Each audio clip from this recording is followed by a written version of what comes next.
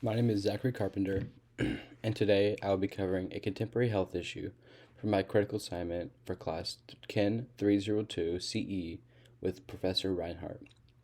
This assignment is for the Department of Health Science Kinesiology at California Baptist University.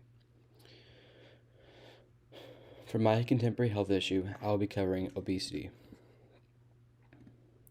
In my first slide, we will be covering the presentation overview. This presentation aims to discuss the issue of obesity and prescribe solutions. Obesity is a disease known and feared by many. Obesity is described as a point at which an individual's excess adipose tissue becomes a danger. Obesity is primarily caused by a lack of improper diet and exercise. The combination of this insufficient diet and activity level leads to severely bodily issues, obesity being the overall most common outcome of an improper diet and lack of exercise. I have chosen obesity as my topic for this exploration due to its worsening severity in the world. In addition, many will be able to relate to this issue, for it will affect a majority of the population. Obesity disease is an issue that has become more prevalent recently, and a plan of action must be initiated before this problem of obesity worsens. Next, our examination and analysis of obesity. First, we will cover our thesis statement. Our thesis statement covers the problem with obesity is becoming increasingly worse. Obesity is becoming more prevalent through all age groups, and according to research, will continue to rise. To slow this process, there must be a complete paradigm shift. In 2016, Banas and colleagues calculated that 40% of the population in America was considered to be obese, and by 2030, the percentage is expected to rise to nearly 50%. In other words, in 14 years, we will have a 10% increase in the amount of obesity we are seeing in America. This shows the severity of the problem. In addition, in 2005, the World Health Organization calculated at least 400 million adults were obese worldwide, and this number is foreseen to nearly double by 2015. These references show how obesity and its many side effects have become a worsening problem in America. The severity and growing speed of this problem are also described by Banas and colleagues in 2024 when they described and observed a steady rise in obesity over the last 20 years, along with the issues that align with obesity. This growing problem poses a serious concern for the manifestation to other diseases that fall as a result of obesity.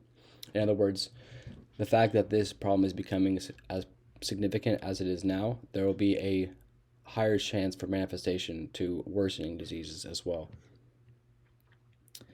Next is our summary of obesity as a whole.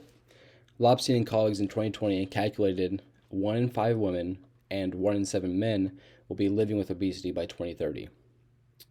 Hawthorne and colleagues in 2020 estimated over 1.9 billion adults aged 18 and older are overweight, and of those, over 650 million adults are obese. We also have two references here that show the main cause and lead to obesity. The main leads and causes of obesity are an ecological change and shift towards external factors and the consumption of more refined foods. A shift towards factors such as low-cost refined carbohydrates and oils, motorized transportation, and sedentary employment, and the usage of TV and video games are the external factors I am referring to. The shift towards these external factors are a significant factor in leading to obesity.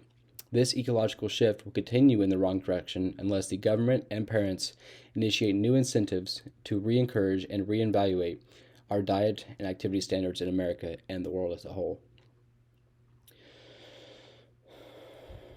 Marino in 2024 and their colleagues described that the consumption of these refined foods lead to an increased fat storage in the body, which also leads to obesity. And they have no doubt that the imbalance in dietary intake, both quality and quantity of food, is the most notable cause for obesity and the lack of output in daily life. In other words, Marino and colleagues in 2024, which is a very recent study, described that the main cause and undoubtedly the main issue that leads to obesity is the quality and quantity of intake of food and the actual output of energy in daily life. This leads to obesity. Next, we will cover adolescent obesity. In the USA, Lobstein and colleagues in 2015 found the average weight of a child had risen more than 5 kilograms in the last 3 decades. This is a significant fact. 5 kilograms of an average over 3 decades is a significant increase. Bannings and colleagues in 2024 found 55% of obese children remain obese during adolescence, and 80% of obese adults will continue. Herrera and colleagues in 2010 observed the identification that the BMI of the child is closely correlated to the biological parent's BMI. In other words, when an adult has a high BMI, it is most likely that the child will fall in that continuum with the BMI as well, and it will continue the obesity continuum.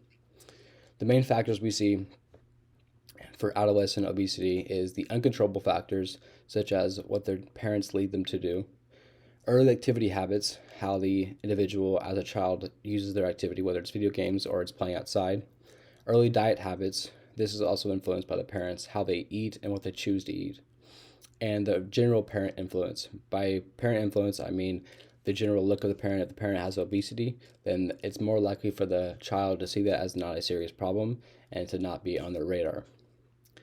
Herrera and colleagues explain this exposure to an obesogenic environment is necessary for the development of obesity. In other words, when a child is exposed to an environment filled with obesity, the likelihood of them personally developing obesity is significantly increased. In other words, an individual exposed to an environment filled with obesity is likely to follow the continuum of obesity. The habits we create as adolescents and adults present insight into our future dietary and activity habits. Forming proper habits at a young age is vital for health as an adult. The need for adequate habit initiation is critical. Most individuals, as I explained, follow the general eating standards they grew up with, yet these are typically far from par. Our energy intake and output must have correlation to stay healthy. The observation that parents have significant impact on their child's susceptibility to obesity has been proven by Herrera and Lingering in 2010 through the identification of the BMI, as explained earlier. In other words, whenever a child is in the environment of obesity, they'll follow the obesity continuum, and when an adult is in the obesity continuum, they will have an influence on their children as well. Next, we will cover the discussion of current issues related to obesity. We have two main factors here. We have the personal cost of obesity, and we also have the country health cost of obesity. First, we will cover the personal health cost of obesity. Obese patients accrue medical costs 6% to 45% higher than their normal weighted peers. This is a pretty large range, and so this study actually went into more depth and followed with individuals with a BMI of 30 or higher accrued medical costs approximately 30% higher than their peers of BMIs of 25. This is a significant factor. So for those individuals who had a general obesity standard of BMI of 30, they had a medical cost that was approximately 30% higher than the normal weighted peers. In addition, we have the country healthcare costs. Obesity is 0.7 to 2.8% costs of total healthcare expenditures. This is a significant factor, for our country spends a significant amount of money on healthcare, and the fact that obesity covers 0.7 to 2.8% of that total cost is a large factor. These costs associated with being overweight is considered to be BMI of 25 or higher, were also included in the range. This led the increase to be 9.1% of total healthcare expenditures.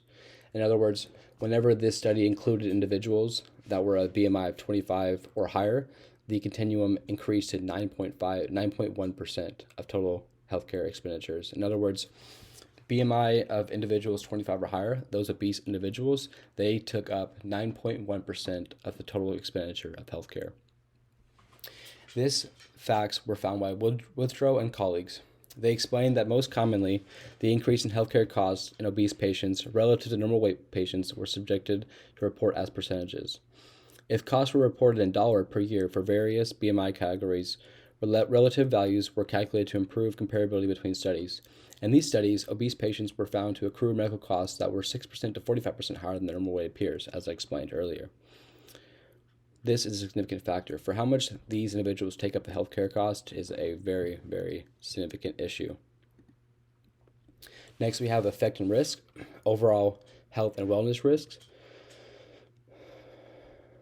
Withrow and colleagues in Alter 2011 have found obesity to decrease health-related quality of life, overall life expectancy, increased risk of type 2 diabetes, stroke, coronary artery disease, gallbladder disease, and hyperlipemia, hypertension, and several other cancers. Anuka and colleagues also showed that chronic disease is a serious result of obesity. Cardiovascular disease, diabetes, cancer, and premature death are all factors related to obesity. Cardiovascular disease and type 2 diabetes are the most prevalent known from obesity, and these are also caused by the same things that obesity is caused by, simply a lack of proper diet and activity choices. Next, we have our strategies to prevent obesity. Marino and colleagues in 2024 explained that diet prescription must include the allowance of maintenance over time, behavioral intervention, and physical exercise. In addition, O'Donnell and colleagues in 2020 recommended for obese adults 300 minutes of moderate intense exercise per week for weight loss. The foods we eat and store in our bodies are the building blocks of our bodily composition. Therefore, if proper nutritious diet is initiated, suitable body composition will follow. Many individuals follow general eating standards they grew up with, yet these, again, are far from par. Along with dietary habits, an individual's activity level dramatically impacts the child's likelihood of obesity and the adult's likelihood of obesity. Our energy intake and output must have correlation. O'Donnell also explains that aerobic training instigates changes in aerobic capacity. In other words, when an individual is including themselves in aerobic training, their actual aerobic capacity will increase. Therefore, whenever they're initiating general exercise daily, they will have a larger capacity to complete that general exercise daily. In addition, particularly in adults with obesity, it can lead to a decrease in leptin production, which in turn contributes to reduction of adipose tissue accumulation. In other words, this initiation of aerobic training will lead to less leptin production, which leads to less obesity or less adipose tissue storage. It also increases growth hormone and adipose levels, which play a role in leveling and lowering abdominal fat and circulatory free fatty acids. Also, resistance training has potential to change metabolic properties of skeletal muscles. It results in an increase of bodily mass. Lowers exercise-induced oxidative stress in overweight individuals and those of obesity, and decreasing hormone levels. In other words, aerobic and resistance exercise are both very good for decreasing the problem of obesity. Aerobic exercise has abilities in increasing the aerobic capacity. In other words, when an individual is including themselves in low resistance aerobic training, such as walking, running, light jog, swimming, those kinds of activities, they will have an increased capacity to complete those each day. And also, resistance exercise comes into play with increasing muscular storage on the body and having proper circulation of free fatty acids. Last, we have our conclusion. Bennett and colleagues in 2024 explained that obesity will continue to become a problem and will become worse a problem with new individuals. The trajectory of this problem is expected to become increasingly prevalent over time. The only solution to this obesity crisis is explained by KIN302-CE and colleagues in 2024 to be a complete paradigm shift, including transportation, environment, workplaces, school, public transportation, health, food, nutrition, social welfare, and trade and industry. The requirements of preventing obesity on a global level includes correcting the societal causes of obesity through direct and indirect actions to change population food intake and physical activity patterns. This requires that a wide range of sectors and settings to be addressed, including what I listed above, the transportation, environment, workplace, and etc. A paradigm shift needs to be away from these. We need to lead it to more active transportation, such as walking to certain areas or running, and we should also educate public education schools in order to have clean, healthy foods in their dietary and to also have the proper things within their program. Food nutrition, in other words, food nutrition and activity should be prescribed by parents and prescribed by adolescent leaders, in addition, so that this continuum does not lead to them being obese as adults. As a whole, Obesity is a problem that will continue to rise and continue to become worse if the population doesn't have a complete paradigm shift towards the proper external factors. And thank you for listening to my critical assignment. Here is my references for this assignment. Thank you.